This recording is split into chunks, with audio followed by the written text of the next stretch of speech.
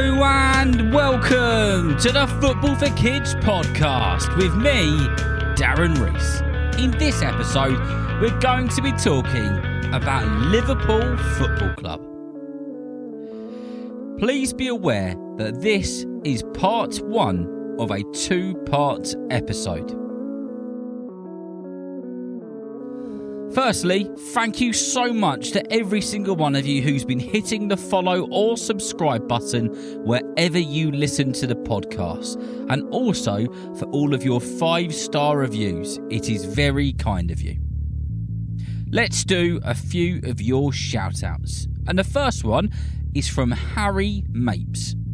It says, I have sent so many shout-out requests over the months, and this time I'm really hoping to get a shout out. If it's possible to get a shout out, please could you give me a shout out from Harry Mapes and Riley Rossiter. Thank you so much, Darren. I learned a lot from the Harry Maguire episode. Well, Harry Mapes, you wanted a shout out, you've persisted, and now you've got one, so well done you. A massive shout out to you, Harry, and every single person that you know, and I really hope that you enjoy this episode. The next one says, Hi Darren, my name is Phoenix and I live in Perth, Western Australia, and I play football for my local Ashfield Football Club in the under-10s. My brother Orlando plays in the under-8s. Our family love listening to your podcast. Can you please do an episode on Birmingham City and the Bellingham brothers? Thank you from Phoenix and Orlando. Well, you two, a massive shout out to you. Thank you so much for being listeners, and thank you for taking the time to send a message into the podcast. Hopefully, you would have had the chance to listen to the episode which I did on Jude Bellingham a little while ago. And a solo episode on the Bellingham brothers is a great shout. And the last of your shout-outs and messages is for Adrian. It says, Hi Darren, my name is Adrian and I'm 9 years old. I am a big fan of your podcast. My favourite team is Barcelona. I play for an under-9s team in a town called Falls Church, Virginia, which is very close to the US capital, Washington, D.C. Our team is the Dragons. Well, Adrian, a massive shout out to you. Thank you so much for being a listener and taking the time to write into the podcast. A massive shout out to everybody in your team, the Dragons, and of course to your fantastic football coaches as well. I really hope that you enjoy this episode, which is part one on Liverpool Football Club. If you want to get a shout out in for yourself, your football team, your coaches, or anyone, you can head to www.footballforkidspodcast.com. On there, you can fill out the Contact Us form and send in your message or your episode request. That is the new way to get your shout-outs in to the Football for Kids podcast. Also, on there, keep an eye out because there is going to be some Football for Kids merch coming to the website very, very soon, including the fantastic Football for Kids football top, which was designed in a competition towards the end of last year, the opportunity to have a custom episode made about a listener, as well as other things, including water bottles, t-shirts, hoodies, and lots of other things as well. So head to www.footballforkidspodcast.com to find out more.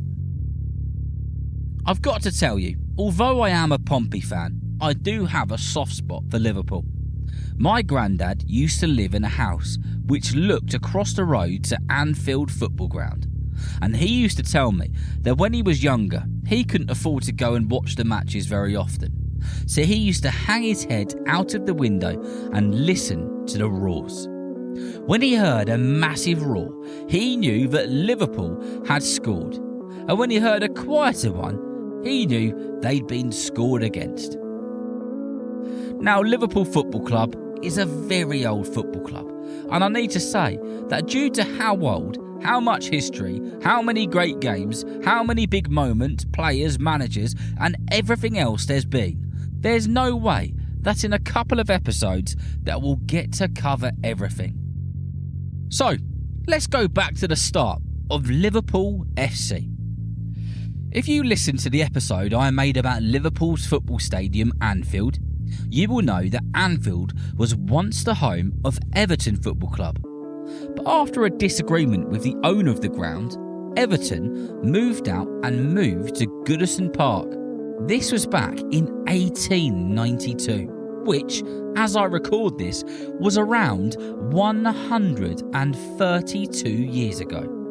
The former Everton FC president and Anfield owner, John Holding, was responsible for a new team being built, known as Liverpool FC, who wore blue and white kits. They moved into Anfield Football Stadium and started to play there in front of as little as 100 people or less. Before this, thousands would flock into the ground to watch Everton, and those thousands of people were now at Goodison Park watching an already established team play the beautiful game. John Holding was a businessman, a clever man, and a man who knew how to get things done and how to make things a success. But starting your own football team is a pretty big gamble. Liverpool's first ever team were built up by mainly Scottish players, and they even had an ex-Everton player who was a part of the squad as well. The first player to score the first ever official goal for the club was a Scotsman called Malcolm McVean. Malcolm was born back in March 1871, and if he was still alive today, he would have been 153 years old. Imagine being the first person to score a goal for a club like Liverpool. It didn't stop there for Malcolm though, as when Liverpool was officially brought into the Football League and became an official team, Malcolm McVean scored their first ever goal against a side from Middlesbrough. Liverpool's team of Scots were on fire in their opening season, scoring crackers galore. So much so that they went on to win the league in their debut season, which back then was a league called the Lancashire League. Following on from this, Liverpool Football Club were promoted to the English Second Division. The first two people in charge of the club in terms of managing Liverpool were two people. One man called William Edward Barclay and John McKenna. William looked after all the paperwork and John, he looked after the team. In 1896, John McKenna found a new manager for the club, which was a man called Tom Watson. Tom, to this day, is still the longest serving Liverpool manager of all time. He managed the team for 19 years and he was responsible for the club winning 2 Football League championships. Let's skip to 1914. Liverpool Football Club is now 22 years old. They are in the English League First Division and they have made it to their first ever FA Cup final. The FA Cup final took place at Crystal Palace's football ground, a place where some of the FA Cup finals took place before World War I, and after the war they generally took place at Chelsea's ground, which is Stamford Bridge, until Wembley Stadium was opened in 1923. You can learn lots more about the FA Cup and Wembley Stadium in the episodes which I made about them. Wembley Stadium is episode 69 and the FA Cup was the second episode I ever made. Anyway, back to 1914 and Liverpool's first ever FA Cup final. It was significant because it was both the first FA Cup final for Liverpool and their opposition, who was Burnley. Amongst the 72,000 spectators was King George V. The game was a great one. It was a tight one, but it was one which ended up being won by Burnley 1-0. And King George presented Burnley with the FA Cup trophy, which is still, to this day, the only FA Cup trophy they have won. Liverpool may have not won the FA Cup this time round, but since that day in 1914, they have gone on to win the FA Cup 8 times, making them joint third place with Tottenham and Chelsea as the clubs to win the FA Cup the most amount of times. Manchester United are currently second place with 12 FA Cup titles, and Arsenal are first with 14 of them. The year after Liverpool made it to the FA Cup final, The longest standing manager of all time, Tom Watson, stepped down after 19 years of heading up the club. And the next man in charge was a chap from Blackpool called David Ashworths. David won the league with Liverpool in the 1921 season and was then replaced by Liverpool's first ever Scottish manager in 1922, who was a man called Matt McQueen. Liverpool won the league in the 1923 season, but following this, they didn't win a trophy again for around 24 years. Skipping forward to 1959, Liverpool's second Scottish manager joined the club, a man called Bill Shankly. Bill became a bit of a legend. Bill was a tough man, a great footballer, and he had his football playing career interrupted due to World War II, where it said he served in the Royal Air Force. Bill took the job as Liverpool manager, and he made the Liverpool supporters feel like they were players on the pitch. He knew the importance of the 12th player and how the noise and the encouragement the fans made would have a big impact on the pitch.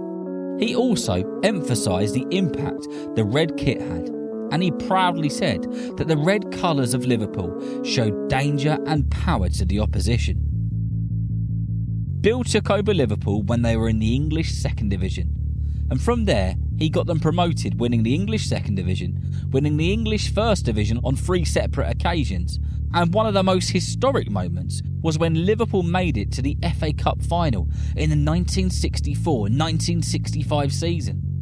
The match would be played against Leeds United in front of 100,000 spectators in the National Stadium.